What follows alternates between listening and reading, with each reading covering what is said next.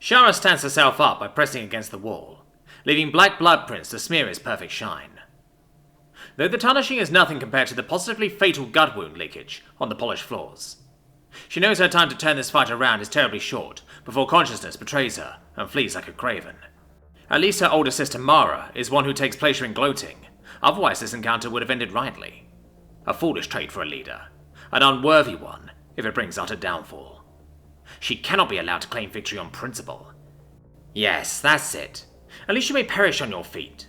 Perhaps Mother will note that you weren't a complete waste of our line, Mara says, as she confidently brushes her claws through her left ear fur, subconsciously flaunting her genetically rare, dark, marbling patterns. Don't dishonor me with such lies, Shara snaps. Your damn tricks. Do you think of me as such a threat to resort to an ambush? Ha! Threat to our bloodline, perhaps. You've just barely made it to adulthood, and yet you think you have the right to heed my projects? Clearly you lack sense. Thus I end you before you can disgrace our family with spawn, Mara counters with absolute righteousness. I seek to head the projects because you obviously can't, Shara informs bitterly. The older of the sisters steps forward. Her tail grasp adorns with blades, raising up in preparation to strike. And why is that? Mara growls, unamused. Shara nods her head, looking past her sister. Ask Mother. Mara turns to look behind her in initial surprise, but not catching the scent, she starts to correct herself. But it's too late. A thrown dagger, already bathed in the blood of one sister, plunges into the other's chest. It is dead center, right where her major heart resides. The older sister briefly looks at the thing, confused, before Shara's hand clasps onto the hilt. You are a fool, Mara. A fool that won't immediately finish what you start. I do, the younger informs, before dragging the bars of the blade free from the cavity. Life relinquished, as the body shoulder checks Shara on its way to the solid floor. Time and reality shift to a new instance. A shame. I was hoping to see more young born with her patterns, Shara's mother says, as she holds the severed head of Mara, turning it over in solemn inspection. Perhaps Hilhan can paint her markings on her ash face, Shara proposes, with her wounds yet to be properly tended to. Though they are wrapped to contain fluids, her insides are still fatally damaged. A novel idea. It will be done, her mother agrees, as she hands the head over to her family servant. But what is to be done with you? Shara shakes her head as she kneels to her better. I did not foresee the ambush. I will claim that failure. I was only able to end the confrontation from opportunity. Mara wished to play with her combatants, and so she paid for it. Shara speaks in earnest. If my own failure is of equal cost, then I will perish standing before you. However, if you deem me worthy of healers, I will take up her station and perform fivefold. That's why she attacked, after all. She knew I could do just that. Her mother circles her twice in consideration. One in actual thought, and the second a tease. You are granted my permission to have your life preserved. May this be a bountiful learning experience for you, my daughter. You show great promise in most regards. May this lesson snuff out shortcomings. The matriarch permits, before using her tail to lift her spawn's face, so that the gazes meet. I will prove my wisdom, Mother, Shara says, her vision starting to blur. I knew I felt a certainty after spawning you. A certainty that you may very well be of great use to the future glorious empire. Prove me correct, and our people will be another step closer to our destiny. We won't live long enough to see it, but our kin will be prepared. They will be ready to claim this galaxy as their home. For our people, Shara replies gratefully. The face of her mother twists and deforms into oblivion, as time yet again progresses. Have you arranged a meeting with a suitable male yet? Thetha asks, as she checks her hand projection, overlooking the latest incoming data. Once I find one suitable, perhaps, but this work is far too vital to be distracted by offspring contracts. If my mother's line is to rise amongst the rest, then I need to provide results, Shara responds, as she double-checks Thitha's work from over her shoulder. So you risk shortening her line? Surely she expects you to provide young as well, Thitha points out, moving to the side to confidently expose her work to the superior. Of course she does, but this takes priority. I'm sure the topic will come up next time we return to the Vale, Shara says, before pointing to a section of data. Is that an anomaly? Indeed. It's rather stubborn, I must say. This batch of specimens we procured is proving resistant to the genetic encoding, the subordinate confirms, biting her 4 fangs into the back of her hand. They are from a harsher world than most in the galaxy. Perhaps the way their brains have developed is similar to ours, Shara supposes. Her venture makes Thitha wince and growl. Comparing us to these stick-wielding apes disgusts me. But even I must admit they have a vaguely passing resemblance to us. Disturbingly uncanny. It's like they exist to mock what we stand for, she grumbles. Hence why several prominent families called for their purging, but thankfully I have the power to veto such a rash decision. They may be degraded reflections of us, but they still have the potential to be the perfect prime servants to our future empire. They are like us just enough to be useful, but they lack claws, wings, tails, and their fangs are utterly pathetic. They will be lucky to make it to their planetary moon before our future generations begin their conquest, Shara says, with absolute pride in her eyes. It pains me to not be there when it happens. What a glorious destiny to fulfill. Do you think that if we are successful, your mother's line will be granted the honor of being in stasis when that day comes? Shara scoffs and turns around to exit the data processing center. Doubtful. This work can only be proven 100% successful when that day actually arrives. Besides, this operation is one of thousands attempting similar outcomes, she dismisses. Keep me updated on your progress. Shara then moves through the remote research station to the section where the specimen stasis chambers reside. Checking the projection device, she monitors the power levels, seeing one malfunctioning. Sighing in frustration, she strides down the long hall to the unit in question. Within, she sees blooded ape paws attempting to break through the chamber's casing. Shaking her head at the ignorance of this pitiful creature, she moves up and begins to run a manual diagnostic. What good is this specimen if they damage themselves out of raw primitive stupidity? Finding that the chamber has a degrading power coupler, she diverts the power source as a temporary fix until the maintenance servants fly in during the annual check-in report. She meets the male ape with an expression of pure superiority as he is gradually consumed by the stasis field. Be not afraid. You will aid in giving your people a purpose, she says, knowing full well that the creature can't hear a thing outside the casing. Shaking her head once more, she internally scolds herself. Don't fall into Mara's gloating weakness. Focus on the task at hand, she snaps angrily. Glancing at the opposing newly acquired ape, she mulls over potential experiments to run on it, while she waits for a breakthrough. The vision alters again, time bounding onward into a final memory. I am pleased to report success on test subject 434. I believe we are set to begin the encoding process on all other approved specimens, Thither proclaims proudly, as she stands in front of her research servants. Let's not be hasty. We require physical trials to see how effective this species is to it. Send a chamber to the test cell. I'll conduct the test personally, Shara cautiously replies, as she overviews the seemingly perfected results. Yes, ma'am, it will be done, Thither loyally confirms, brushing away at her now graying head fur from her face. Shara can help but grin as she steps out. Despite her caution, she may very well be at the end of a massively vital weapon for her people. It has been far longer than expected to make it to this point. She's now as old as her own mother, back when she was granted this position. But despite the extended time frame, it was this species that proved difficult to harness. All of their work here progressed through other linked projects to heights completely unexpected.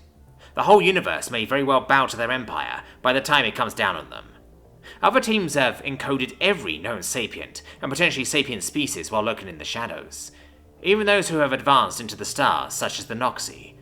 The current joke of a universal government is able to harness FDL, and yet within mere generations will succumb to the Manarians' influence.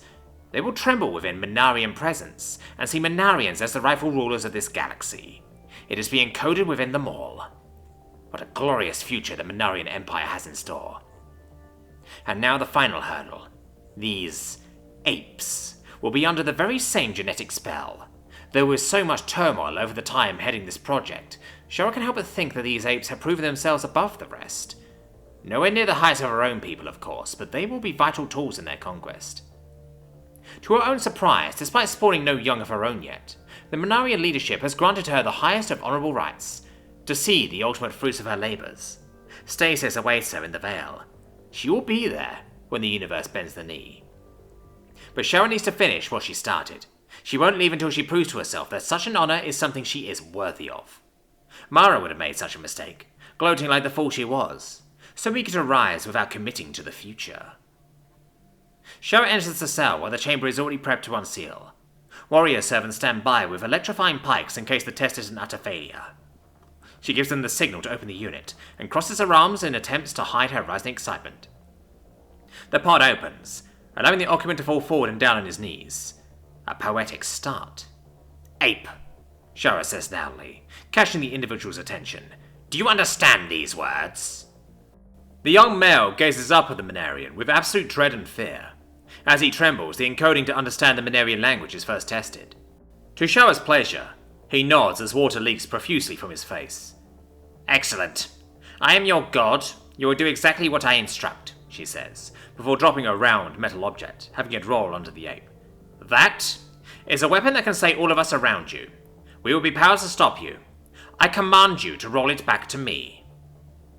The male looks down at the object, conflicted, having not seen anything like it before. But without hesitation, he quickly rolled it back immediately. The question on Shara's mind is if the creature truly obeyed from the encoding's influence, or if they were intelligent enough to deduce that she was lying. Or perhaps even if he thought she told the truth, he knew slaying the three within the room was a far cry from escaping this situation. Regardless, Shara snatches the ball up, with her tail grasper looking rather pleased. "Now, go back into that pod," she orders. The ape shivers violently, as an off-yellow fluid with a foul odour leaks around him on the floor.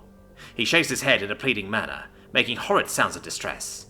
"You are a servant to the Manarian Empire. Back in your pod or you will enjoy his absolute wrath," Shara growls out.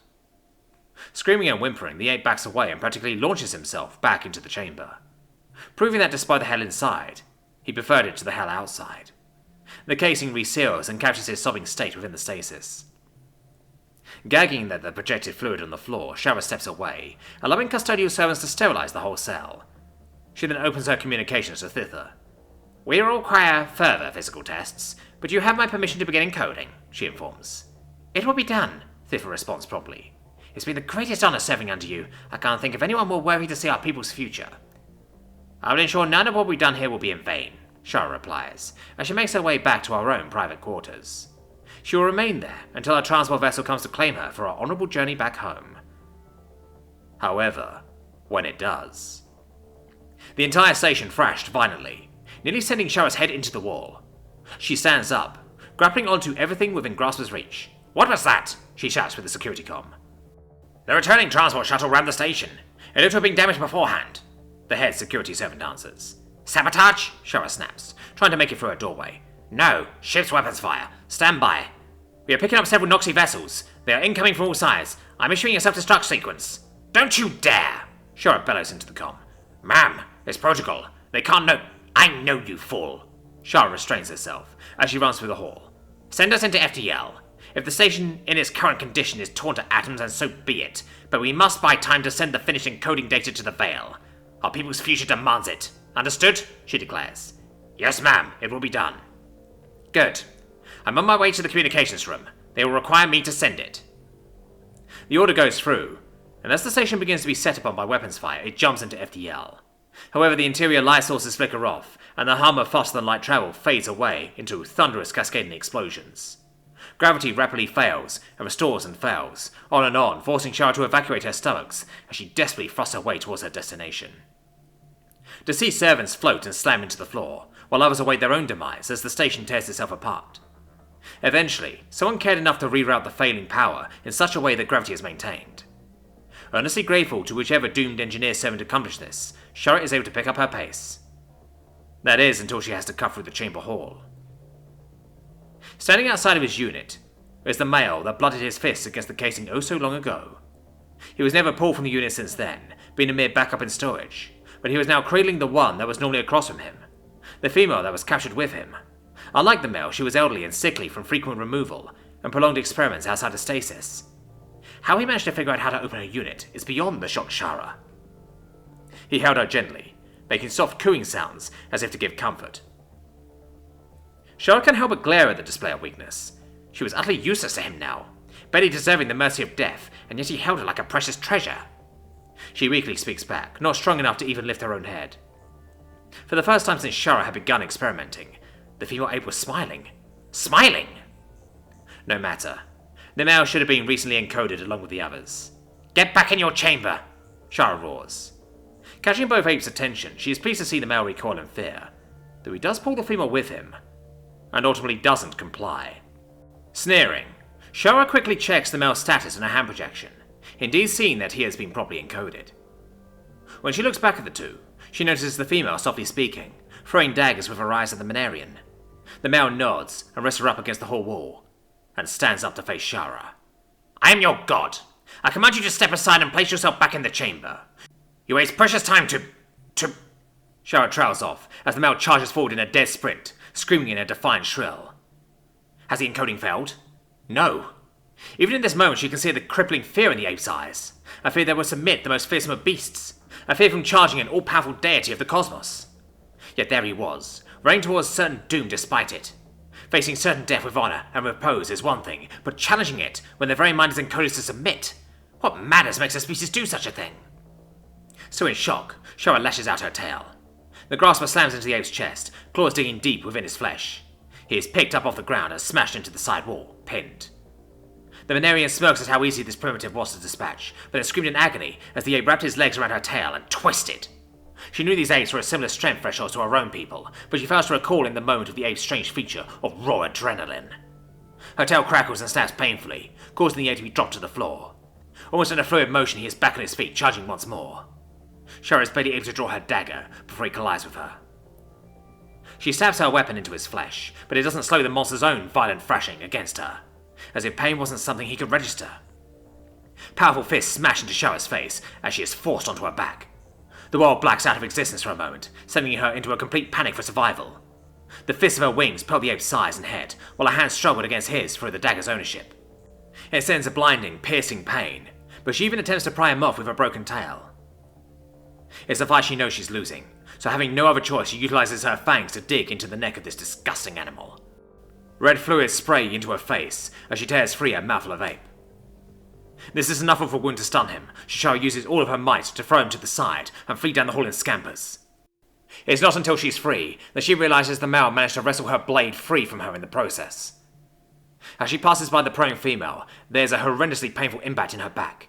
In reflex, she cranes back to see the kneeling male in the casting position, her blade now sunk into her back. Still taking this chance to escape, she rushes down the hall, leaking purplish black blood in a trail behind her. Turning for a side door, she slams and locks it closed behind her. She even overrides the lock so that no one can get access through. But her time was short. Shorter than the demise of the fading station. Her death is certain. Her body tells her as much. So with all the rage and strength her mother's line provides, she presses on until she makes it to the communication room, where a single servant sits awaiting demise. "We're about to fall out of FTL," he informs, unfazed by his superior state. "Then I still have time. Open a sending line to our home. Directly," Shara says, with little breath carrying her order. "It will be done. It's been an honor, ma'am." Not bothering to respond, Shara takes out a small, triangular device and places it on her forehead. She then connects her own mind directly to the encoding files. "This is Shara, lead of the encoding project. We were successful, however we failed as well. Noxie ships set upon us, and the station is lost. We're about to leave FTL, so the coordinates of the final resting position will be for you to figure out. In this failure, I rescind the honor of stasis. This attack suggests our operations may be compromised, so I encourage you to extract all operations. We accomplished our goal for the future regardless. With this final message, I send the final encoding for the ape species. But be warned, some are somehow still resistant to it, but perhaps with time that will no longer be an issue. It holds the genetic codes of their ancestral species, and when activated may make them more suitable." Shara blinks as her consciousness begins to fade. Glory to our future empire. Then, in her final moments, she uploads her own mind into the ape encoding, a small corner of it. If she can't live to see her people rise, she will in a way still be there, providing a gift of a powerful species to use as essential tools for the coming future. Simone opens her eyes, feeling as though she was gone for a century. Her own mind fits like an old pair of jeans that have been stored away for many years. It takes a few moments to feel present again. "We are done for now," the Vermis informs. Does that mean she's in my head too?" Simone asks aloud, startling the Callie still by her side. "In a manner of speaking. Not a consciousness, however. Far too fashioned and dispersed. One could theoretically put the pieces back together, but the chaos in her mind would be catastrophic. So, I'm not going to be struggling to keep my meat suit. You know, mine? No. However, expect occasional hallucinations, background thoughts that feel misplaced. We doubt it will affect you as an identity, but it's something to be aware of." "That explains the dreams," Simone replies, genuinely relieved. "Yes, there is much more we wish to delve into in the future, but even we are weary." "At least I don't feel like shit this time," Simone chuckles. Till our next session, Simone Thatch, the worm states, before disconnecting from the Terran's brain. Vitals are like, stellar, man! Hell yeah! Dave says, as he releases Simone and provides a better carrying container for the brainworm. I feel pretty good too. I mean, I learned a lot of scary shit. Like, wow, but no headache at least. Chuck presses her head against Simone's. I'm glad you're okay, she chirps lovingly. What did you see this time? Simone nods, and in the best detail she can provide in her colourful language, describes everything. Oh my, but they must have been defeated by the old Central Galactic. I believe they would have notably arrived by this point otherwise. The Terran shakes her head. I was in her mind, and it felt like their plans were meant to take an asinine amount of time, like a fuck ton of generations. But why? Chuck asks. I think it's a lot of things. Preparation, waiting for the right time, and holding off until something happens. They're just one species, so maybe they are waiting for ideal conditions. I don't know. Simone rubs at her brow and chuckles again. But if some Terran cavemen kick their asses, I don't think we'd have too much to worry about. Or a lot to worry about, Chuck counters. Why is that? Simone replies, feeling like she missed something. Part of the Terran government must know this information as well. That can mean a lot of things, Simone. If this strange encoding is truly integrated and the children of Gaia embraced it, Chuck points out, then that can mean Admiral Harkon knows what's coming and is already compromised by them, Simone finishes. If a significant amount of Terrans are being preparing to fight for these Minarians, that could spell disaster, Chuck agrees. And, Simone begins to say but hesitates, well, it could just be me, but a galaxy already completely at war from a Canny King's insane ambitions is a pretty prime time to invade, she suggests. You think my father's involved with them? Chuck inquires, horrified. I should be asking you that, but at this point it doesn't matter, either from his insanity or the manipulation of an outside force. All that matters is we can't let the galaxy fall into full-scale war, because if they are still out there, there'll be no better time, Simone answers grimly.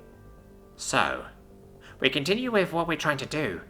All this changes is another stake to be concerned with, Chuck asserts. You're right. It's more perspective. Fuck. What is it?